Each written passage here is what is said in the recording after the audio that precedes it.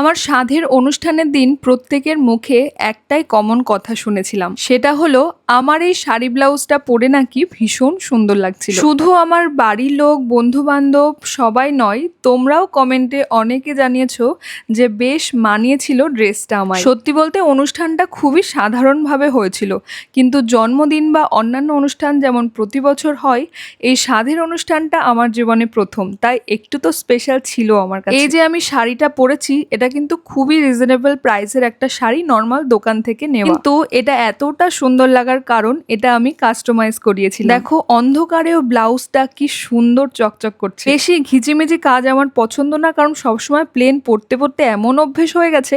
তো আমার এই শাড়ি ব্লাউজটা কাস্টমাইজ করার দায়িত্ব দিয়েছিলাম স্নেহাশিস এক্সক্লুসিভকে। যে নাম্বারে আমি বুক করেছিলাম নাম্বারটা দিয়ে দিলাম, তাছাড়া ওদেরকে ট্যাগ করে দিয়েছি। ওদের পেজে আরো সুন্দর সুন্দর ডিজাইন তোমরা দেখতে পারো। থ্যাংক ইউ স্নেহাশিসকে এই সিম্পল ড্রেস আপটাকে এতটা হাইলাইট করে দেওয়ার জন্য। চলো টাটা।